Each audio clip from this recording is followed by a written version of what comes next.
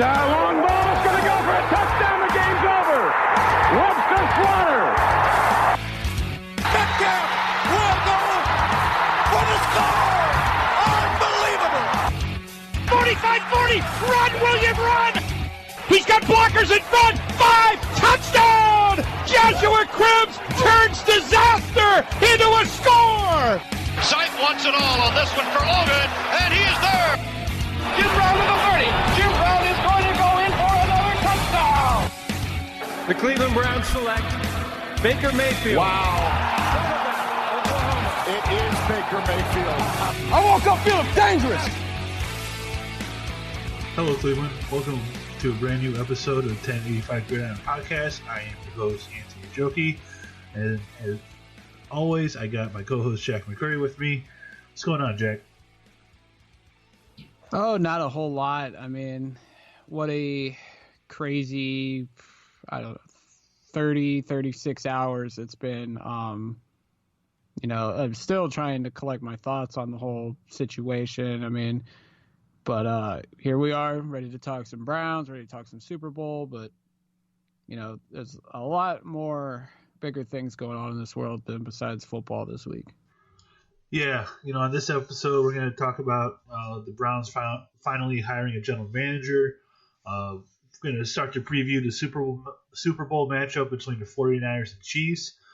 But I think we would be remiss not to start with the topic that's not only dominating the sports world, but dominating world news. And that is Kobe Bryant passed away yesterday along with his daughter and 7 other people in a helicopter crash in California. And, we've just seen tremendous outpouring support and everything. And, it's very hard to put into words what has transpired with this accident. And,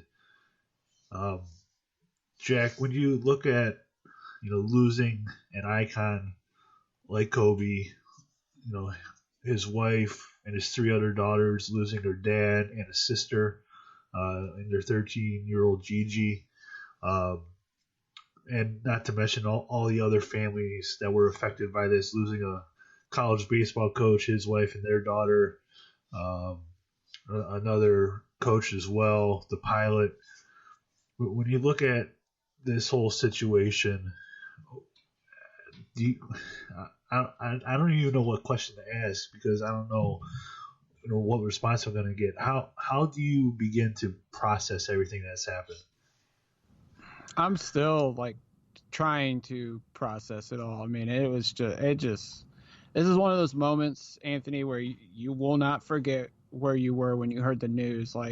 I was sitting, I don't even remember what I was watching or what I was doing, but I got a text from our buddy Joe Bacara, and he goes, "Did you hear the rumor?" And I was like, "No." And I just thought it was some, stupid Browns rumor, stupid Cavs rumor, or whatever. And he goes, "The rumor is Kobe died in a helicopter crash." And I'm just like, what? It just came out of nowhere. And then you go on Twitter and then you see TMZ reporting it, and you're just hoping that it's fake. And then once Woj confirmed it, that's when it really hit. And, this is the first major celebrity death in a long time that's hit me hard. I wasn't the biggest Kobe Bryant fan, but I respected the hell out of him. He was the closest thing to Jordan since Jordan.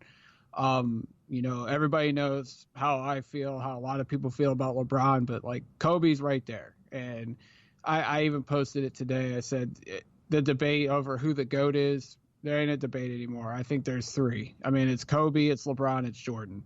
I mean, what Kobe was on the court, what he was off the court, I mean, he was just great. And, you think back to the 81-point game against Toronto, all the countless memories he made, the last game where he dropped 60 points.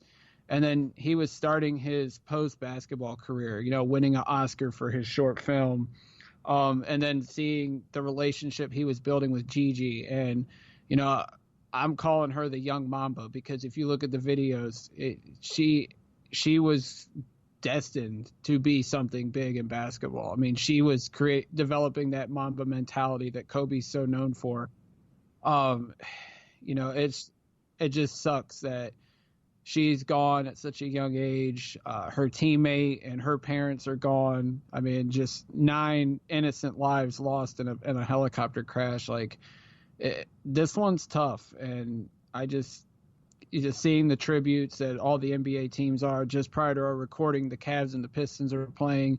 The Cavs took a 24-second clock violation, and then the Pistons followed that up with an 8-second violation. And then just seeing Larry Nance Jr. in tears, he was there for Kobe's last few years, and I can only imagine what he's thinking, what the Lakers organization is thinking. Like, this is tough. I mean, and it's hitting the Browns hard as well because, Baker wrote this lengthy tribute to him, and the Browns team got to meet him a couple years ago, and he gave a pregame speech to them before they played the Broncos. So, like, it's not just a sports tragedy; it's a worldwide tragedy, and it's just one of those things you're never going to forget. Yeah, you see these tributes all across the world for Kobe and everybody that was lost in this accident. And I growing up, I didn't follow basketball particularly, but my classmates would always come in, hey, did you see what Kobe did last night? Did you see this? Did you see that? And I just kind of learned the things that he was doing as a basketball player. And Jack, I couldn't tell you the last time I shot a basketball, but something about yesterday and trying to process this and going about today, I just want to go shoot some hoops. I haven't done that in years. It's just one of those things where you want to grab a few buddies and head down to the court and just shoot some baskets. I'm very surprised that this has hit me this hard, but there's a lot of other things going on too for me at least. But this has hit me particularly hard, and just the thoughts of him losing his daughter as well in that accident, and just trying to process what's going through their minds right before the accident and everything. It's just a lot to handle. And you saw tributes yesterday, people on the court, people on the bench. Tyson Chandler was crying really hard while on the bench. He played with Kobe a few times. Trae Young yesterday, when they took the backcourt violation, that's 8 seconds, which was Kobe's first number. Those two have developed such a bond, chemistry, and to see him so emotional, to see a lot of the WWE guys last night watching the Royal Rumble emotional about it as well. The announcers, this is one of those things that is much greater than sports. We talked about it's world news, and it's been very tough. I didn't sleep much last night, and this is certainly a lot of reason why.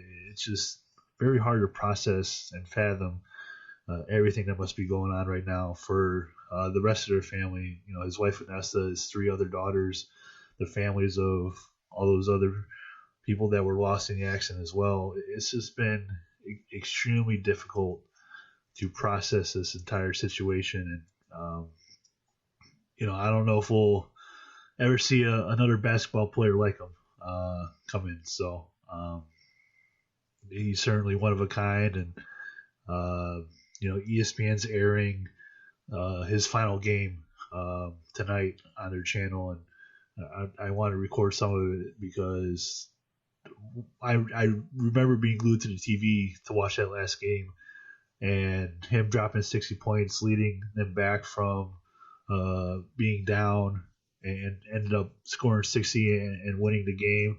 It is one of the most incredible things I've ever seen. And heart breaks for his daughter being gone too. She wanted to go to UConn She wanted to be a part of that, and she was well on her way. Unfortunately, she'll never get to see that dream through. All those conversations that him and Gigi had on the sidelines that we've seen videos of. They got the best seat in the house now to watch every single basketball game, and it's just hard to fathom everything that's going on.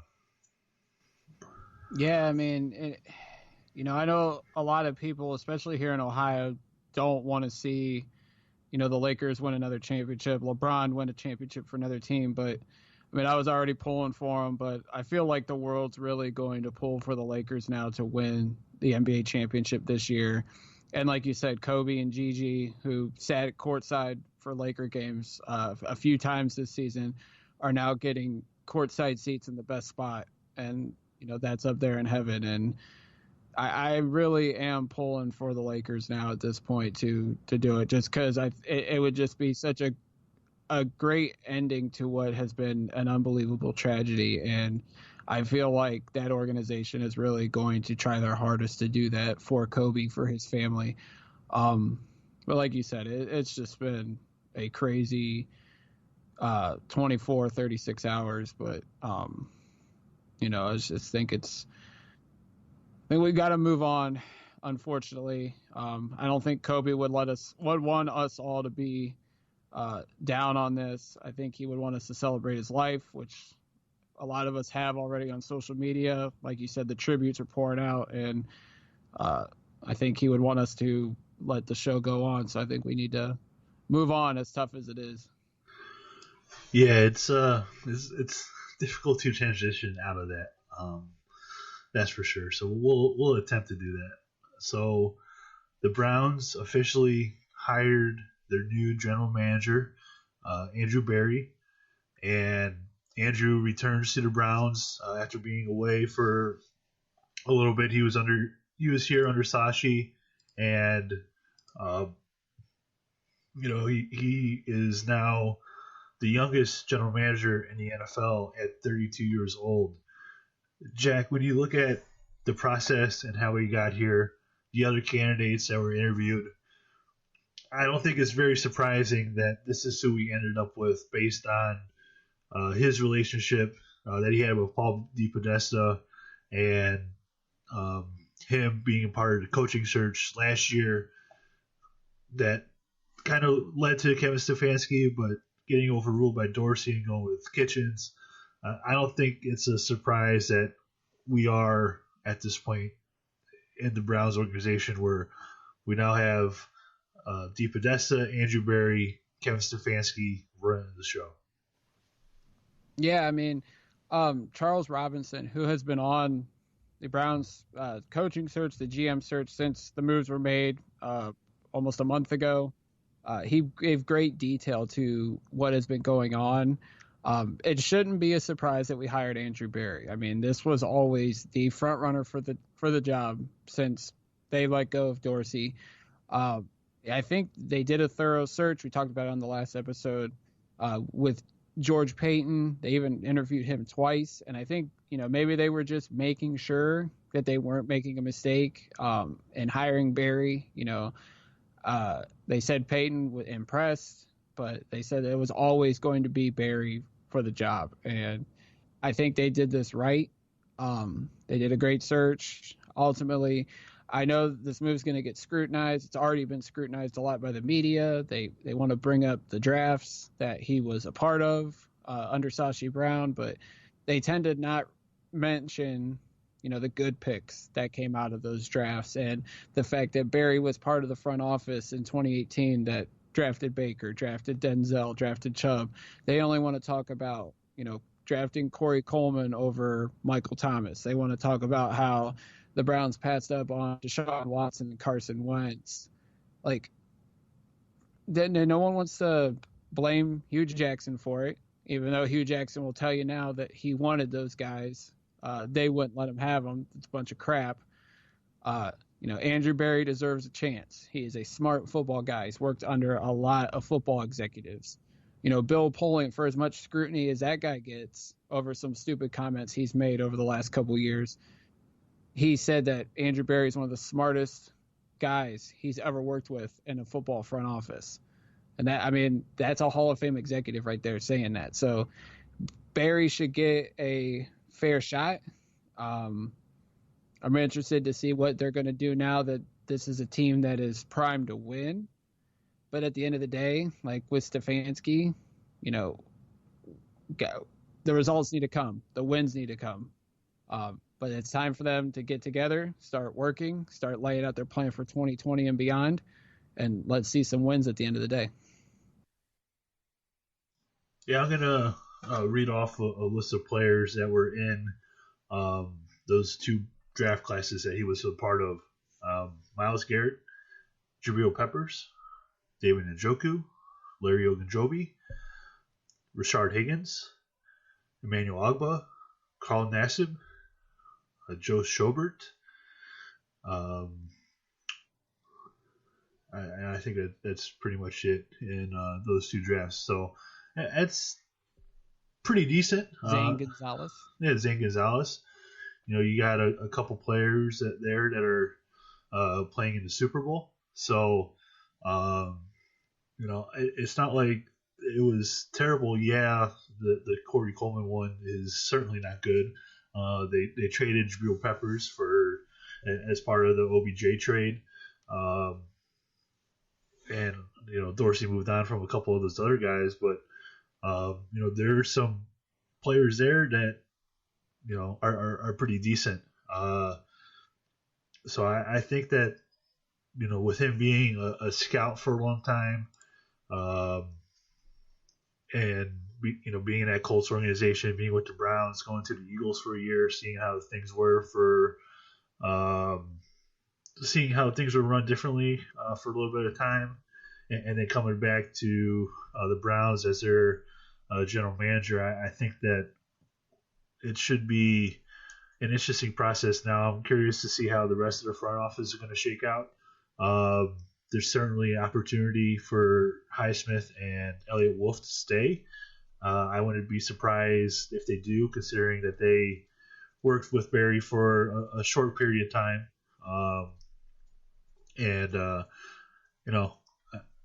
Look, they wanted to use the buzzword align and align this whole front office and organization. And from now, from top to bottom, from Jimmy Haslam to Paul DePodesta to Andrew Berry to Kevin Stefanski, I think they set out and accomplished what they were trying to do in aligning the organization. I know time will tell, Jack, but I think initially when you look at this whole thing, they accomplished what they set out to do. Exactly. And, people are going to complain about how long it took, the process. You're exactly right. They wanted alignment. This is the alignment. I know people are going to say, well, Stefanski and Barry don't have a track record together. I think it was Jeremy Fowler he was on Bull and Fox, and he said a year ago, this is what some in the organization wanted. They wanted Andrew Berry as the GM. They wanted Kevin Stefanski as the head coach. I'm thinking those people are probably Paul DePodesta and his advisors, but they got what they wanted now. Now we just got to see if the plan goes through and everything works out. Like I said, at the end of the day, all I care about is, do they put the right people in place, and do they put up post W's come September? Like, that's the only thing. And like a side note, like with the Corey Coleman thing, I think, and this is where the analytics come in, I'm sure like the analytics, the measurements, everything, those all said Corey Coleman was the right pick that year.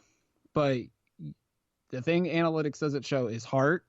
That doesn't show his background, his attitude. That's where the scouting department comes in. That's why I think Wolf and Highsmith, which I would completely think they're going to be here at least through the draft, that's where they're going to come in. They are good at scouting. They're good at the background work. Like, that's what they are good for. And I think that's where you can blend in that type of the scouting with the analytics as long as everybody's on the same page, I think it can work. Like, I don't know what their future holds in Cleveland beyond the draft, but having them there now, because they have done this for a long time, that's going to be a key asset to Andrew Berry and to the analytics side of the football department going forward.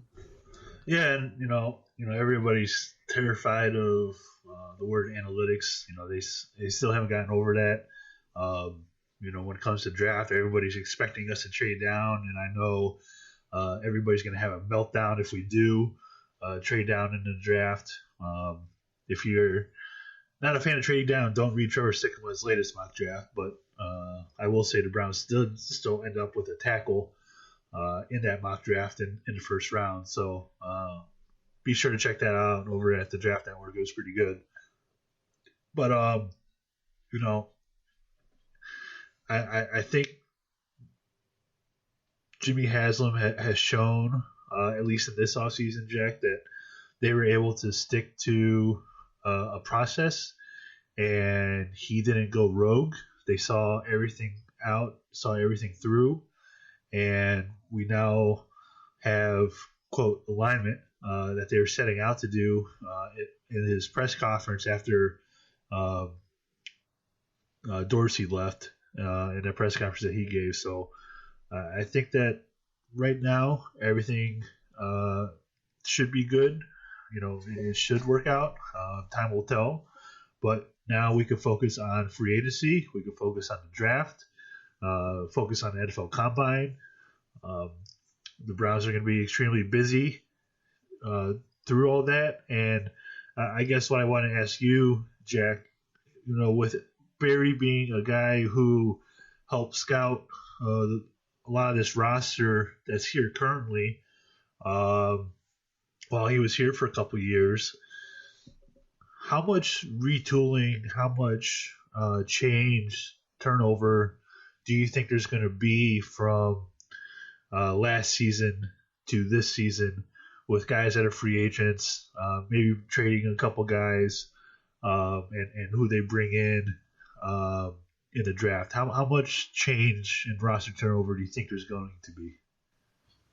I would expect some change. I mean, you got a new offensive scheme. You have potentially a tweak to the defensive scheme with Joe Woods coming in as defensive coordinator.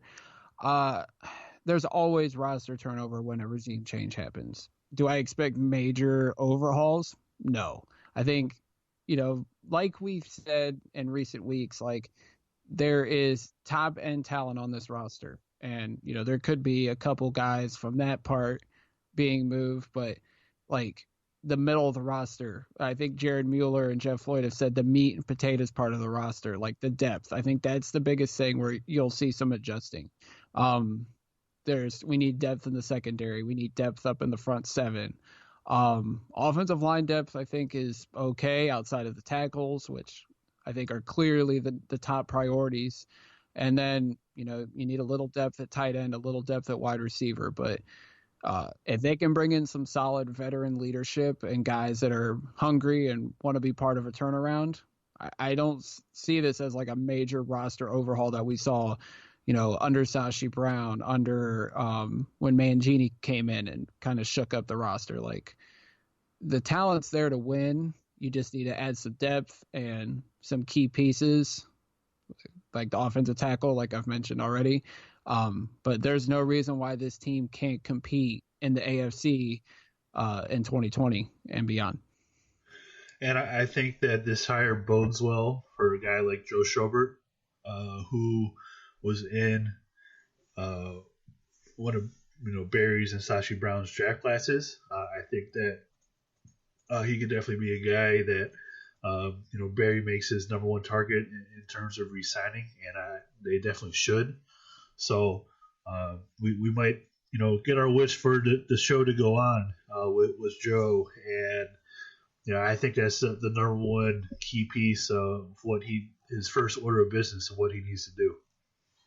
Yeah, and Barry, he's been in the league for 11 years as a scout, and he worked alongside Sashi here, and then with Howie Roseman in Philly. Like, he has a background of with contract negotiations and everything. So I would think like if he comes in and that's their top priority this offseason, that he'll hit the ground running and try to make something work. We got about a month before the combine, and I think that would be the deadline to get a deal for Schobert done, because while the combine is to look at the future of the NFL, it also lays the groundwork for the NFL draft or for free agency and trades and all that. But besides Joe Schobert, Jack, what do you think Andrew's first or maybe top 3 orders of business should be? Like if he's building a list, what else should be on there besides Joe Schobert? Extensive background on the offensive tackle market, and I'm going to say convincing Rashard Higgins to return. While the wide receiver draft class is stacked, and I think even if they do re-sign Higgins, that it shouldn't shy away from them drafting a receiver. I would think trying to get Higgins back in the fold. That's Baker Mayfield's security blanket. It's been his most consistent target at the wide receiver position. I'd be doing all I can to get Hollywood back in the fold for 2020 and perhaps even for 2021 as well. Any other order of business on there? Anything else that you can think of? Finding a solid veteran quarterback to help guide Baker Mayfield. Yeah, I think that would be a good idea as well. I don't know if Drew is interested in sticking around or not, but I think finding a good veteran guy would be a great help. And I'm going to add to that those orders of business and just finding veteran leadership in terms of players, guys that have been there before, guys that are still hungry to compete, even if it's only 1-year deals for some of these guys. If you could find veterans to help out this defense, help out this offense, that's still very young, still have one of the younger rosters in the NFL. So I think building that veteran presence in the locker room is extremely important, and I think that should absolutely be on the top of Andrew's list as general manager. When you talked about Higgins there, I think that's mostly going to rely on Kevin Stefanski.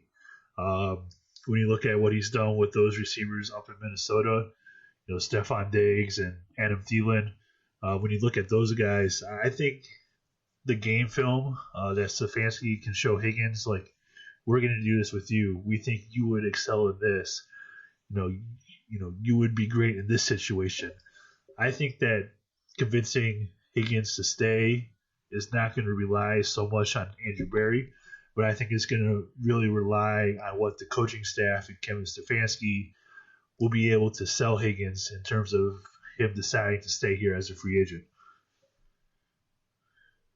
Yeah, definitely. I mean, if Stefanski sees a role and an opportunity for Higgins to excel, then he needs to be a part of that meeting to pitch Higgins the idea like, listen, we don't know what happened with you and Freddie or you and Dorsey, but this is a fresh new start.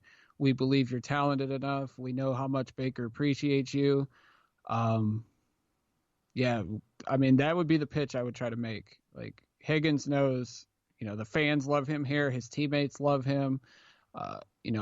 There was rumors about his attitude, so hopefully, Higgins will straighten that out and say he's going to be a good soldier and, toe that line, and hopefully Baker and Odell and Landry can keep him in check. But we see the talent in Higgins, and we don't want him to go. But, I mean, ultimately it's up to him and his agent at the end of the day. And, there's another guy, too, where Andrew Berry certainly plays a factor, and that is with tight end David Njoku. I know there's been a lot of talk that the Browns might be willing to move on from him, but because Berry scouted him and he was a part of those draft classes, I think that Berry is more likely to keep a guy like Njoku. I know they have to decide about his fifth-year option in the near future. And I think that's going to fall upon Berry and Stefanski in terms of, getting a plan together for David, seeing what they want to do with him, because Barry's personnel groupings rely a lot on tight ends, and they have to decide whether or not that Njoku can be a factor in that. If they don't think he could be a factor as a tight end, maybe he could just be a factor in terms of, kind of being more of a Jimmy Graham type player, where he's playing more in the slot and more outside versus being a guy who's expected to block, expected to do all these things on top of being consistent catching the football. So they have to make a huge decision with him this offseason and figure out what they want to do in terms of keeping him and game planning the different things that they want to do for him. Because if they want to, permanently move him off a tight end and whatnot, they're going to have to find 2 or 3 in the draft and free agency to fit the other things that they're going to want to do schematically. All right, with the Super Bowl coming up this Sunday, we thought that we're going to get a head start on discussing how things are going to play out this Sunday in the biggest game of the year between the Kansas City Chiefs and San Francisco 49ers. Jack, when you look at these two teams, they both did not have an easy route through the playoffs. Kansas City had to go through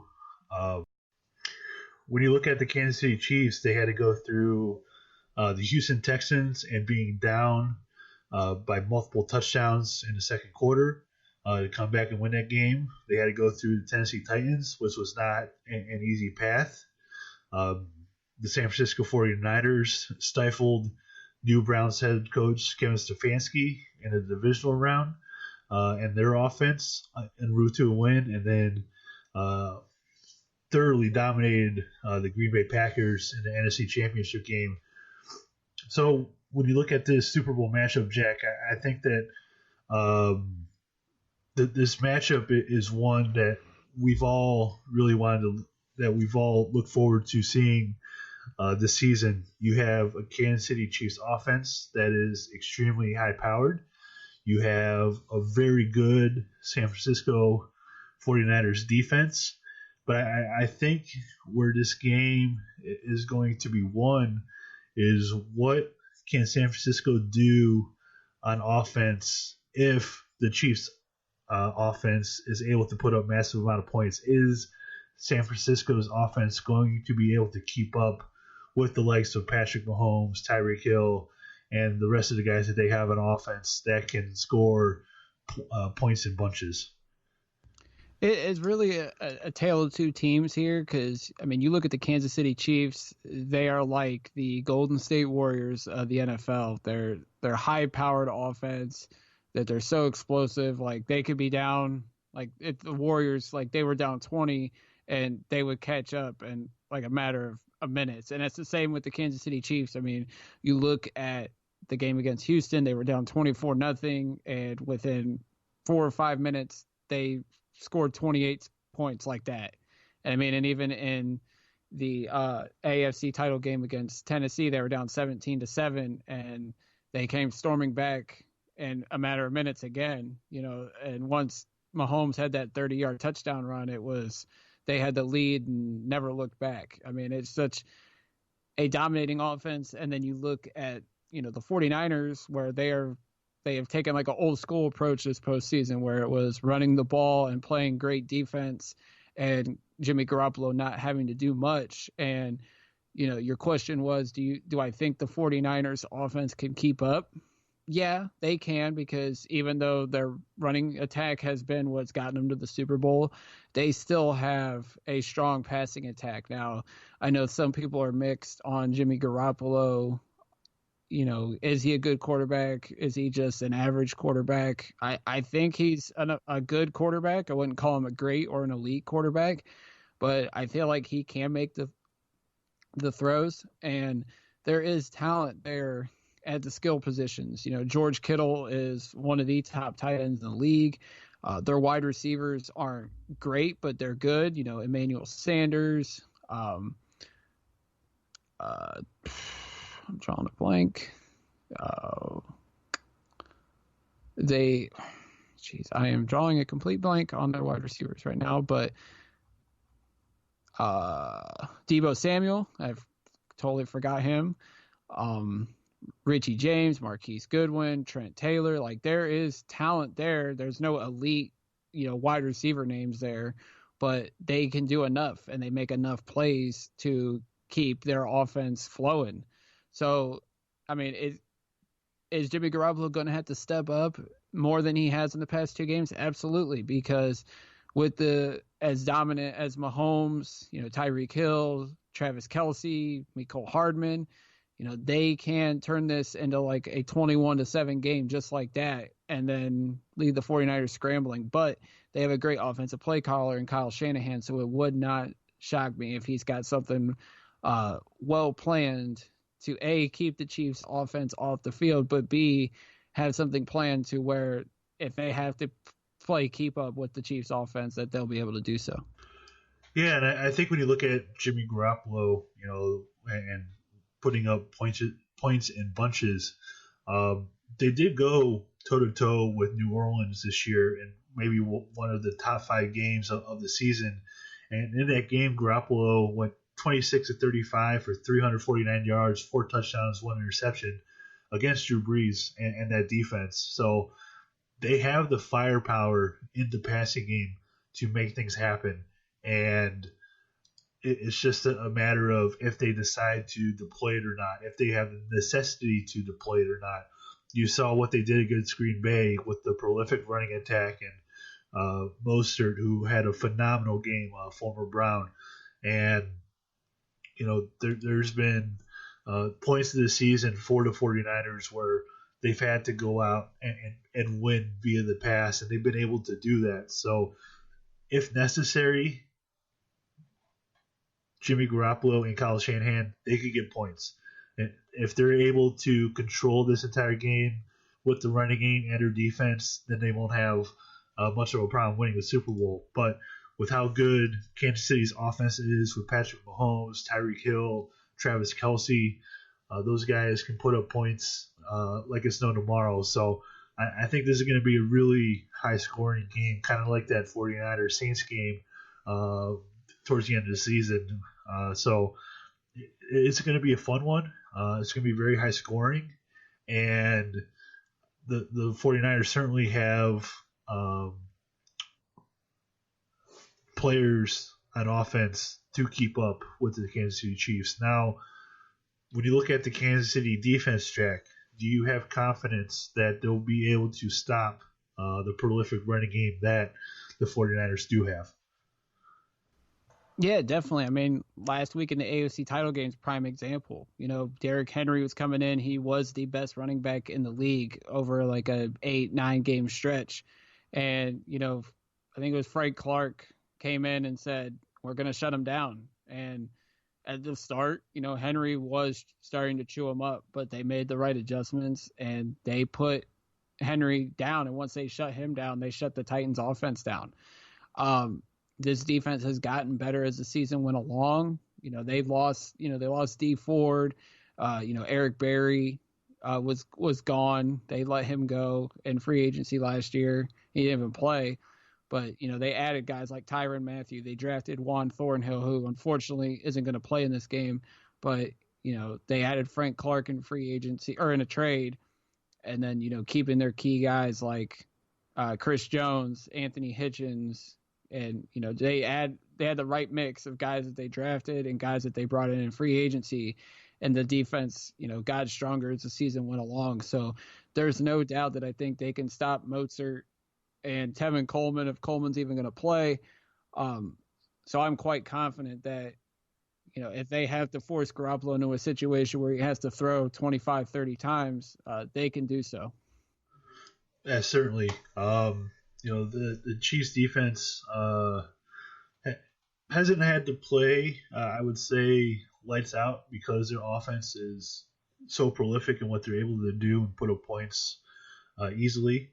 But they're certainly going to have a challenge this week with the balanced attack that the 49ers can throw at you, especially in a running game. Now, there are a couple injuries on the 49ers side. Running back Tevin Coleman and does this guy really exist, or are you trying to throw this in here so I butchered name? Jaquiski Tart does exist. Thank you. Okay, I just thought you were trying to mess with me a little bit, but in our show preparation notes. Those two guys are injured for the 49ers. We'll see if they'll play or not. Kansas City doesn't have anyone right now that's on an injury report, so they're going into the Super Bowl fairly healthy, but I would say at the running back position, they still have Matt Breida. They still have Raheem Mostert, who had those 4 touchdowns against the Green Bay Packers. So I think that they would be able to pass or be able to get by without having Coleman if he's unable to go on Sunday for the Super Bowl. Jack, every year the Super Bowl always brings around very interesting prop bets. And I have a few of them here for you, and what I'm going to do is if you had to put all your chips on one table on one of these prop bets, which one is it going to be? So here's the ones that I got for you. Longest touchdown over under 47.5 yards. Shortest touchdown over under 1.5 yards. Patrick Mahomes over under 308.5 passing yards. Jimmy Garoppolo over under 19.5 completions, and the spread Kansas City -1. If you had to put all your chips into one of those bets, which one are you taking? I'm going with the longest touchdown, and I was surprised that it was only 47.5 yards. I mean, you look at both sides of the ball. I mean, you look at the 49ers, Deebo Samuel, Emmanuel Sanders, Raheem Mostert, and then you flip over to the Chiefs side. Tyreek Hill, Mecole Hardman. I mean, Kelsey. I mean, who's going to stop him? I mean, I would definitely take the over on that one. I would expect, and even Sammy Watkins, I completely forgot about him.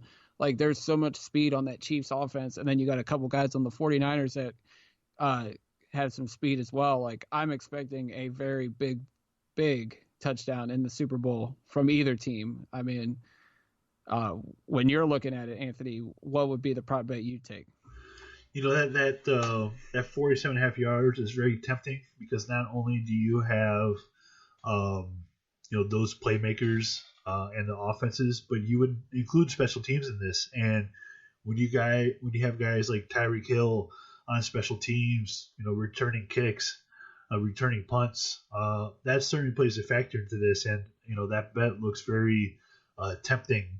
I think the one I'm going to go with would be the Jimmy Garoppolo 19.5 completions. I think that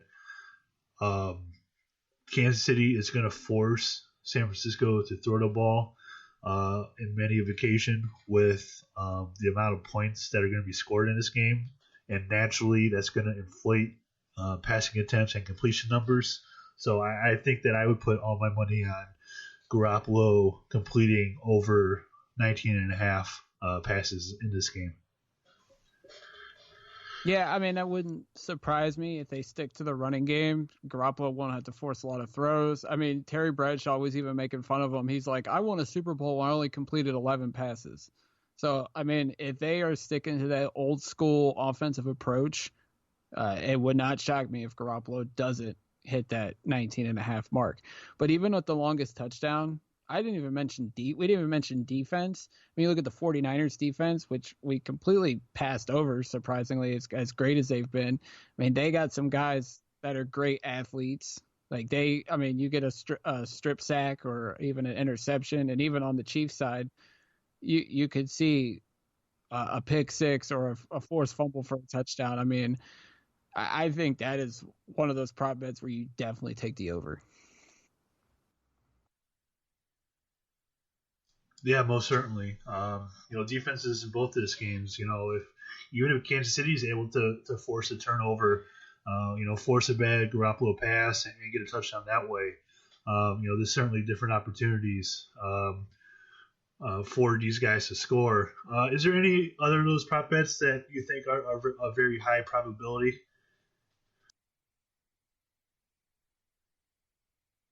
I wouldn't be shocked if Mahomes throws over 300 yards, 308 yards. I mean, that seems like a gimme too. I mean, even though he's going up against a tough 49ers secondary, with Richard Sherman, hopefully Tart's healthy to go, Jimmy Ward, who's having a good year and is a free agent. Our buddy Stephen Thomas had him in his mock offseason that is on the Dogland Twitter account.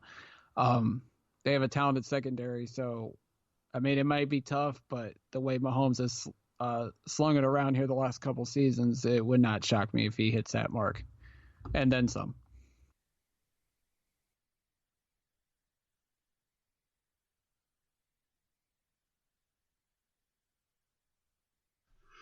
Yeah, it's going to be certainly an interesting game. And when you look at this, Jack, do you want to save our predictions for our Thursday episode that we're going to do, or do you want to give those out now? We could save it till Thursday. I'm leaning one way right now, but wait till Thursday. I might change my mind. Yeah, I'm kind of leaning one way too. But we'll be back later on this week, and we'll give our final predictions for the Super Bowl. And I think it's going to be a very interesting game, a very high scoring game, and we'll certainly give our predictions when we are back later this week. Is there anything else you want to talk about before we get on out of here? Nope. Just check out my article on the Andrew Berry hiring over at thedogland.com. And Anthony mentioned we'll be back Thursday. I may or may not be doing an episode with Jack Duffin from the Paul Brown podcast this week as we dive more into the Andrew Berry hiring. So stay tuned to that one. All right, we'll certainly be looking on for that.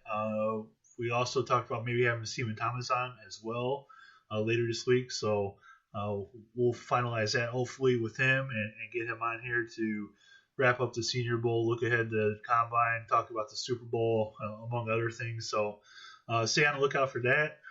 We do have a new thing on the website where you guys are able to submit mailbag questions to us. To do that, you would go to thedogland.com/mailbag. You can submit a question there. You can tweet it to our account over at the Dogland. You can tweet it to either me or Jack on our Twitter accounts as well, at Anthony Jokey, at Jack McCurry08. You can go post it over on our Facebook as well, facebook.com/thedogland. Any way you want to contact us to ask us a question, be sure to go ahead and do that, and we will answer it either on the podcast itself, or we'll do a mailbag article on the website. So ask us questions. We're more than happy to answer them for you guys. All right, Jack, get on out of here. We'll be back later this week. Find our podcasts on any platform, Apple Podcasts, Spotify, iHeartRadio, and Google Play. With all that, we'll be back. And as always, go Browns.